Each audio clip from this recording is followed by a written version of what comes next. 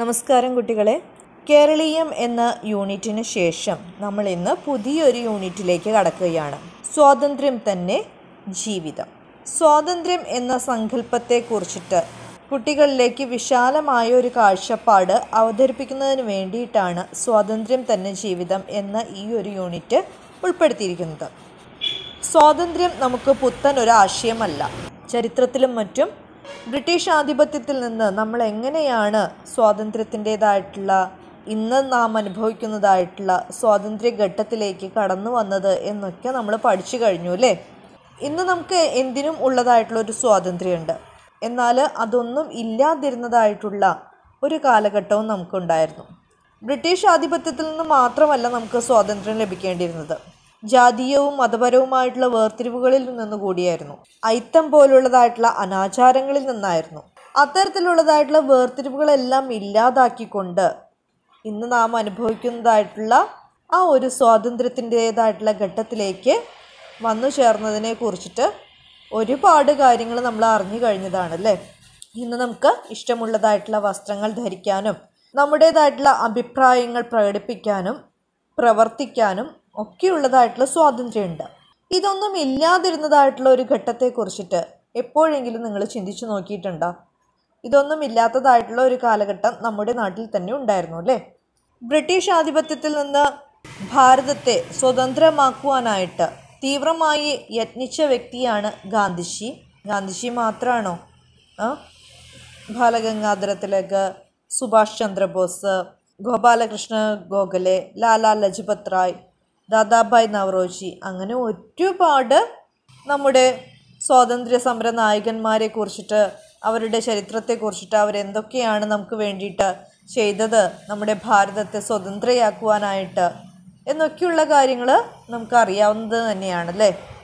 അത്തരം സ്വാതന്ത്ര്യ ചിന്തകൾ തന്നെയാണ് ഈ യൂണിറ്റിൽ നമ്മൾ ചർച്ച ചെയ്യുന്നതും. നേരത്തെ നമ്മൾ പറഞ്ഞു, ഈ സ്വാതന്ത്ര്യ സമര സേനാനികൾ മാത്രമല്ല, സാമൂഹ്യമായിട്ടുള്ള അനാചാരങ്ങളായിരുന്നു, അതിൽ നിന്നുകൂടി നമുക്ക് സ്വാതന്ത്ര്യം നേടേണ്ടതുണ്ടായിരുന്നു എന്നൊക്കെയുള്ളതായിട്ടുള്ള കാര്യങ്ങൾ വിശദീകരിക്കുകയുണ്ടായി. അതുകൊണ്ട് തന്നെ ഈ സ്വാതന്ത്ര്യ സമര സേനാനികൾ മാത്രമല്ല, സാമൂഹ്യ പരിഷ്കർത്താക്കളായിട്ടുള്ള സാമൂഹ്യ നവോത്ഥാന നായകന്മാരായിട്ടുള്ള ശ്രീനാരായണ ഗുരുവും അയ്യങ്കാളിയും ഒക്കെ ചേർന്നുകൊണ്ട് നമുക്ക് അയിത്തം പോലുള്ളതായിട്ടുള്ള അനാചാരങ്ങളിൽ നിന്നുമുള്ളതായിട്ടുള്ള സ്വാതന്ത്ര്യവും നേടി തരികയുണ്ടായില്ലേ. ആ ഒരു കാലഘട്ടത്തിൽ ദേശീയ പ്രസ്ഥാനവുമായിട്ട് ബന്ധപ്പെട്ടുകൊണ്ട് തന്നെ സ്വാതന്ത്ര്യത്തിൻ്റെതായിട്ടുള്ള ബോധം സാധാരണക്കാരായിട്ടുള്ള ജനങ്ങളിലേക്ക് നിറയ്ക്കുന്നതിന് വേണ്ടിയിട്ട് നമ്മുടെ സാഹിത്യകൃതികളിലും അത്തരത്തിലുള്ള സ്വാതന്ത്ര്യ ഗീതങ്ങളും സ്വാതന്ത്ര്യത്തെ ഉൾക്കൊള്ളിച്ചുകൊണ്ടുള്ളതായിട്ടുള്ള ചെറുകഥകളും നോവലുകളും ഒക്കെ ഉണ്ടായില്ലേ. വള്ളത്തോളിനെ നമ്മൾ പറയുന്നത് തന്നെ ദേശീയ കവി എന്നാണ്.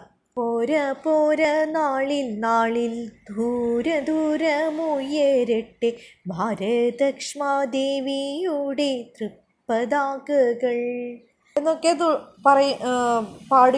എന്നൊക്കെ പാടിക്കൊണ്ടുള്ളതായിട്ടുള്ള വള്ളത്തോളിൻ്റെ ആ ഒരു ഗാനം അന്നത്തെ കാലഘട്ടത്തിൽ ദേശാഭിമാനം ഏതൊരുവൻ്റെയും മനസ്സിൽ ഉണർത്തുവാനായിട്ട് സാധിക്കുന്നവയായിരുന്നു. അതുപോലെ കുമാരനാശാൻ്റെ സ്വാതന്ത്ര്യം തന്നെ അമൃതം, സ്വാതന്ത്ര്യം തന്നെ ജീവിതം, പാരതന്ത്ര്യം മാനികൾക്ക് മൃതിയേക്കാൾ ഭയാനകം എന്ന വരികളും സ്വാതന്ത്ര്യത്തിൻ്റെ മഹത്വം വിളിച്ചോതുന്നത് തന്നെയാണല്ലേ. സ്വാതന്ത്ര്യം, ആനന്ദ സ്വാതന്ത്ര്യം, പൂർണ്ണമാം സ്വാതന്ത്ര്യം, ജീവൻ്റെ പൂങ്കനിയാം എന്ന പി കുഞ്ഞിരാമൻ നായരുടെ വരികളും നമ്മുടെ ഉള്ളിലുള്ളതായിട്ടുള്ള ഉള്ളടങ്ങിക്കിടന്നിരുന്നതായിട്ടുള്ള സ്വാതന്ത്ര്യ വാജ്ഞയുടെ എല്ലാ തീഷ്ണതയും അംശി നാരായണപിള്ളയുടെ വരിക വരിക എന്ന് തുടങ്ങുന്ന മാർച്ചിങ് ഗാനം വലിയ പ്രശസ്തി നേടിയ ഒന്നായിരുന്നു. വരിക വരിക സഹചരി വലിയ സഹന സമരമായി കരളുറച്ചു കൈകൾ കോർത്തു കാൽനടയ്ക്കു പോകനാം, കൺതുറന്നു നോക്കുവിൻ കൈകൾ കോർത്തിറങ്ങുവിൻ, കപട കുടില ഭരണകൂടമിക്ഷണം തകർക്കനാം, കപട കുടില ഭരണകൂടമിക്ഷണം തകർക്കനാം. അതുപോലെ വൈക്കം ഗുരുവായൂർ സത്യാഗ്രഹങ്ങളിൽ പങ്കെടുത്തതായിട്ടുള്ള കേശവപിള്ള എന്ന ബോധേശ്വരൻ നമ്മൾ കേരളീയം എന്ന യൂണിറ്റിലെ ആദ്യ ഭാഗത്ത് കേരളഗാനം പരിചയപ്പെടുകയുണ്ടായില്ലേ. ബോധേശ്വരനും ഒട്ടേറെ സ്വാതന്ത്ര്യ സമരഗാനങ്ങൾ എഴുതിയിട്ടുണ്ട്. കവയിത്രി ആരുടെയാണ്? സുഗതകുമാരിയുടെ പിതാവാണ് ബോധേശ്വരൻ. അദ്ദേഹത്തിൻ്റെ പ്രശസ്തമായ കവിതകളിൽ ഒന്നാണ് ഉണരുവിൻ എണീക്കുവിൻ അണിനിരന്നു കൊള്ളുവിൻ രണത്തിനുള്ള കാഹളം ശ്രവിച്ചിടിൻ മനോഹരം സ്വതന്ത്രമായി സ്വതന്ത്രമായി സ്വതന്ത്രമായി ഭാരതം സ്വതന്ത്രമായി കേരളം സ്വതന്ത്രമായി സമത്വം എന്ന ഗാനം. അങ്ങനെ ഒട്ടേറെ സാഹിത്യകാരന്മാർ ആ കാലഘട്ടത്തിൽ ദേശീയ ഉജ്ജ്വലമായിട്ടുള്ള ദേശബോധമുണർത്തുന്നതായിട്ടുള്ള ഒട്ടേറെ കാവ്യങ്ങൾ രചിക്കുകയുണ്ടായിട്ടുണ്ട്. അപ്പോൾ അത്തരത്തിലുള്ളതായിട്ടുള്ള ദേശാഭിമാനം ഉണർത്തുന്ന രീതിയിലുള്ളതായിട്ടുള്ള കുറച്ച് പാഠഭാഗങ്ങളാണ് നമുക്ക് ഈ ഒരു യൂണിറ്റിലും സ്വാതന്ത്ര്യം തന്നെ ജീവിതം എന്ന ഈ യൂണിറ്റിലും പരിചയപ്പെടാനായിട്ടും ആ സ്വാതന്ത്ര്യം എന്നുള്ളതായിട്ടുള്ള ബോധം നമ്മിൽ ഉണർത്തുവാനായിട്ടും നൽകിയിരിക്കുന്നത്. ഒട്ടേറെ സ്വാതന്ത്ര്യബോധം ഉണർത്തുന്നതായിട്ടുള്ള വരികൾ ഉണ്ട് എന്ന് നമ്മൾ പറഞ്ഞു. അത്തരത്തിലുള്ളതായിട്ടുള്ള ചില വരികളാണ് ഇവിടെ സ്വാതന്ത്ര്യദാഹം നിറഞ്ഞതായിട്ടുള്ള ചില വരികൾ എന്ന പേരിൽ ഇവിടെ കൊടുത്തിരിക്കുന്നത്. നിങ്ങൾ വായിച്ചു നോക്കാനായിട്ട് ശ്രമിക്കുക ഇത്തരത്തിലുള്ളതായിട്ടുള്ള വരികളൊക്കെ. അതുപോലെ നിങ്ങളുടെ നോട്ട് പുസ്തകത്തിൽ സ്വാതന്ത്ര്യ സമര കാലഘട്ടത്തിൽ ഒട്ടേറെ ദേശീയ ബോധമുണർത്തുന്നതായിട്ടുള്ള കാവ്യങ്ങൾ ഉണ്ടായിട്ടുണ്ട് എന്ന് നമ്മൾ പറഞ്ഞു. അത്തരത്തിലുള്ള 4 വരി കാവ്യങ്ങൾ ഓരോ കവികളുടെയും കണ്ടെത്തി അത് നിങ്ങളുടെ നോട്ട് പുസ്തകത്തിൽ കുറിച്ചു വയ്ക്കുക. ഏത് കവിയുടേതാണെന്ന് എഴുതുക. കാവ്യം ഏതാണ് എന്നുണ്ടെങ്കിൽ അത് കണ്ടെത്തി എഴുതുക. അതല്ല എന്നുണ്ടെങ്കിൽ ആ വരികളെങ്കിലും എഴുതി വയ്ക്കുക. അത് ഏത് കവിയുടേതാണെന്നും എഴുതി വയ്ക്കുക. കേട്ടല്ലോ? അത് അടുത്ത ക്ലാസ്സിലേക്കുള്ള ഒരു പ്രവർത്തനമാണ്. ഇനി നമുക്ക് പാഠഭാഗത്തേക്ക് പ്രവേശിക്കാം. പാഠഭാഗത്തേക്ക് എന്ന് വെച്ച് കഴിഞ്ഞാൽ യൂണിറ്റിൻ്റെ പ്രവേശകമായിട്ട് സ്വാതന്ത്ര്യം തന്നെ ജീവിതം എന്നുള്ളതായിട്ടുള്ള ഈ യൂണിറ്റിൻ്റെ പ്രവേശകമായിട്ട് നൽകിയിരിക്കുന്നതായിട്ടുള്ള പ്രവേശകത്തിലേക്ക് പ്രവേശിക്കാം. സ്വാതന്ത്ര്യം എൻ്റെ ജന്മാവകാശമാണ്.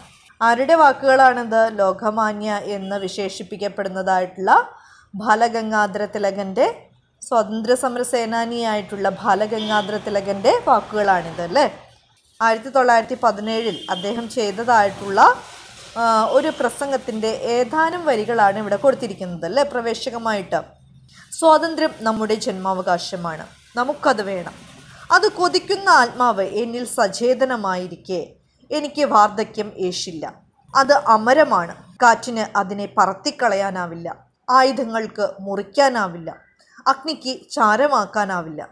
ഇതുപോലെയുള്ളതായിട്ടുള്ള ഒട്ടേറെ സ്വാതന്ത്ര്യ സമര നേതാക്കളുടെ ചിന്തകളും അവരുടെ ആ ഒരു ചിന്തകളിൽ നിന്ന് ഉയർക്കൊണ്ടതായിട്ടുള്ള ജനങ്ങളെ ഉണർവിലേക്ക് നയിക്കുന്നതായിട്ടുള്ള സ്വാതന്ത്ര്യമെന്ന ഉണർവിലേക്ക് നയിക്കുന്നതായിട്ടുള്ള ഒട്ടേറെ വാക്കുകൾ അന്നത്തെ കാലഘട്ടത്തിൽ ഉണ്ടായിട്ടുണ്ട്. അപ്പോൾ അത്തരത്തിൽ നമ്മുടെ ഉള്ളിലെ ദേശാഭിമാനത്തെ ഉണർത്തുന്നതായിട്ടുള്ള സ്വാതന്ത്ര്യ സമര സേനാനികൾ നൽകിയതായിട്ടുള്ള ചിന്തകളും വാക്കുകളും അവരുടെ ചിന്തകളിൽ നിന്ന് ഊറിയതായിട്ടുള്ള ആ വാക്കുകൾ കണ്ടെത്തിയിട്ട് ഏതൊക്കെയാണോ ആ വാക്കുകൾ എഴുതുക, അവർ പറഞ്ഞതായിട്ടുള്ള വാചകങ്ങൾ എഴുതുക, ഒപ്പം തന്നെ ആ ഉദ്ധരണികൾ പറഞ്ഞത് ആരെല്ലാമാണ് എന്നുള്ള കാര്യവും എഴുതി വയ്ക്കുക.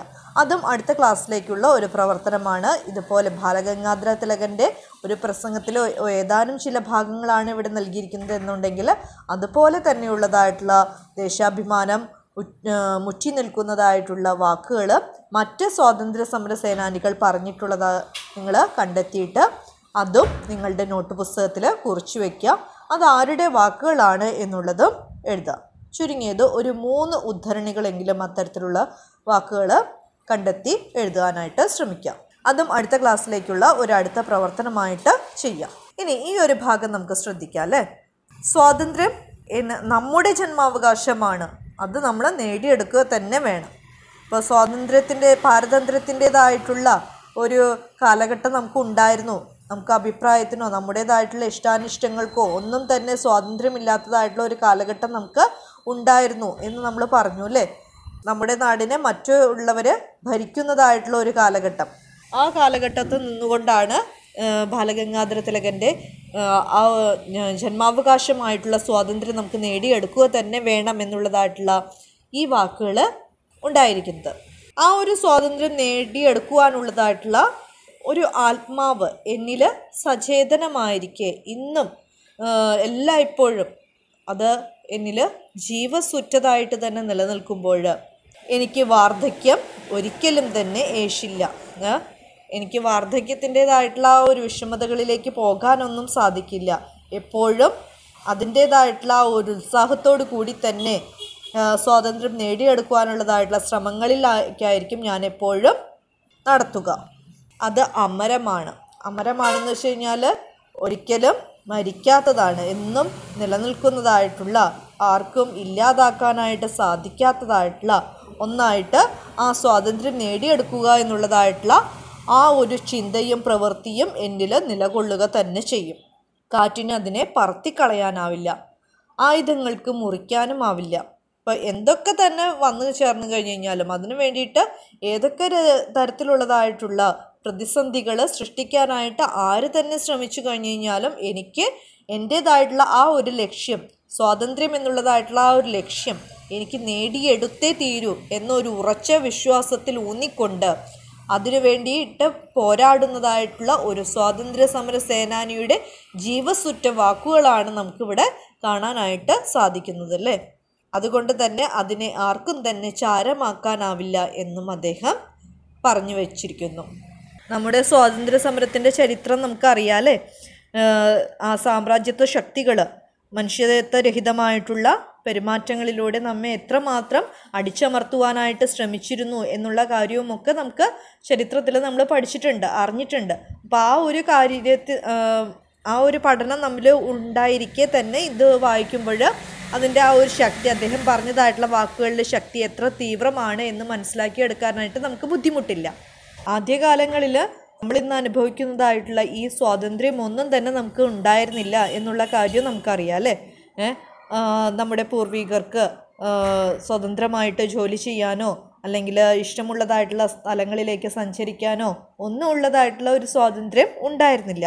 ഇന്ന് നമുക്ക് ഇഷ്ടമുള്ള കാര്യങ്ങൾ സംസാരിക്കാം, അഭിപ്രായങ്ങൾ പറയാം, അതുപോലെ തന്നെ നമ്മുടെ ഇഷ്ടമുള്ള പ്രദേശങ്ങളിലേക്ക് സഞ്ചരിക്കാം, നമ്മുടേതായിട്ടുള്ളവയിൽ നമുക്ക് അവകാശം സ്ഥാപിച്ചെടുക്കാം.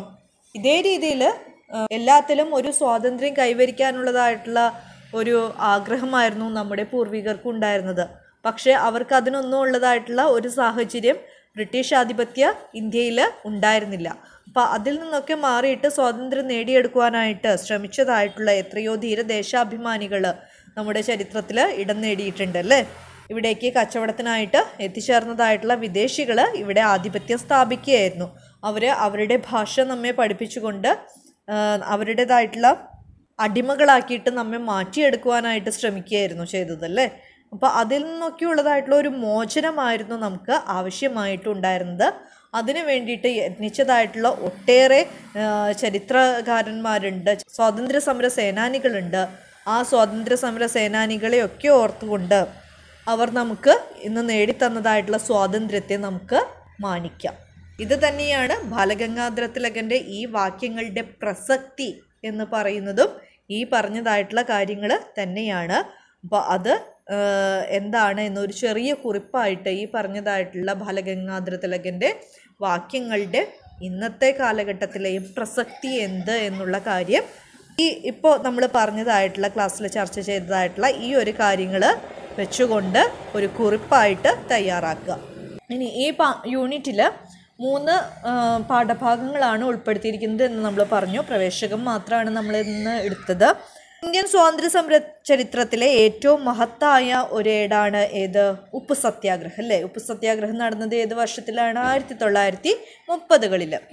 സ്വച്ഛവും നിർമ്മലവുമായ ഉപ്പ് പോലെ തന്നെ ലളിതമായ ഭാഷയിലാണ് അജേയതയുടെ പ്രതീകം എന്ന പാഠഭാഗം ആ കാലഘട്ടത്തിലെ ജനങ്ങളുടെ സ്വാതന്ത്ര്യത്തിനു വേണ്ടിയുള്ള മുന്നേറ്റത്തെ സചേതനമായി നമ്മുടെ മുന്നിൽ അവതരിപ്പിക്കുന്നതായിട്ടുള്ള ഒരു പാഠഭാഗമായി ഇവിടെ കൊടുത്തിരിക്കുന്നത്. അയാട്ട് ശങ്കറിൻ്റെ നാം ചങ്ങല പൊട്ടിച്ച കഥ എന്ന കൃതിയിലെ ഒരു ഭാഗമാണ് അജേയതയുടെ പ്രതീകം എന്ന ഈ പാഠഭാഗം.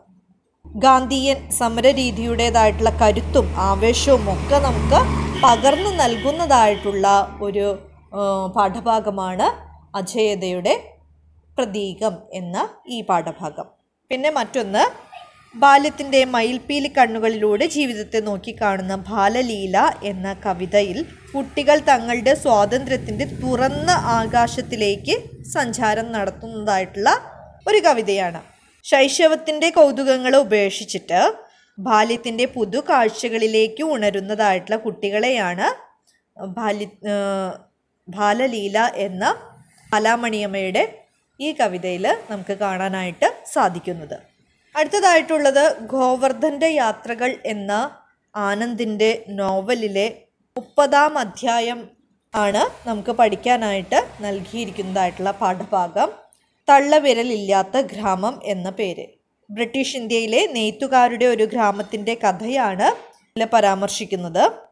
അധികാരവും ചൂഷണവും ജനങ്ങളുടെ സ്വാതന്ത്ര്യം കവർന്നെടുക്കുന്നത് ഈ ഒരു നോവലിൽ ആവിഷ്കരിച്ചിട്ടുണ്ട്. വളരെ ഗൗരവതരമായിട്ടുള്ള, പെട്ടെന്നൊന്നും നമുക്ക് മനസ്സിലാക്കിയെടുക്കാനായിട്ട് കുട്ടികൾക്ക് വിഷമമുള്ളതായിട്ടുള്ള ഒന്നാണ് ഗോവർദ്ധൻ്റെ യാത്രകൾ എന്നുള്ളതായിട്ടുള്ള നോവല്. പക്ഷേ കുട്ടികളുടെ നിലവാരത്തിനനുസരിച്ചിട്ട് വായിച്ചെടുക്കാനായിട്ട് സാധിക്കുന്നതായിട്ടുള്ള ഒരു ഭാഗമാണ് ഗോവർദ്ധൻ്റെ യാത്രകളിലെ ഇവിടെ നമുക്ക് പാഠഭാഗമായിട്ട് നൽകിയിരിക്കുന്നതായിട്ടുള്ള തള്ളവിരലില്ലാത്ത ഗ്രാമം എന്നുള്ളത്. ഇപ്രകാരം സ്വാതന്ത്ര്യം എന്ന സങ്കല്പത്തിലേക്ക് കുട്ടികളുടെ മാനസിക വളർച്ചയെ കൊണ്ടുപോകുന്നതായിട്ടുള്ള ഒരു യൂണിറ്റാണ് സ്വാതന്ത്ര്യം തന്നെ ജീവിതം എന്നുള്ളത്. അടുത്ത പാഠഭാഗങ്ങളിലേക്ക് നമുക്ക് അടുത്ത ക്ലാസ്സിൽ പ്രവേശിക്കാം. അപ്പോൾ ഇന്ന് തന്നതായിട്ടുള്ള പ്രവർത്തനങ്ങൾ അടുത്ത ക്ലാസ്സിലേക്ക് ചെയ്തു വയ്ക്കാനായിട്ട് നോക്കുക. ഒന്ന് നമ്മൾ പറഞ്ഞു, ഇവിടെ തന്നിരിക്കുന്നതായിട്ടുള്ള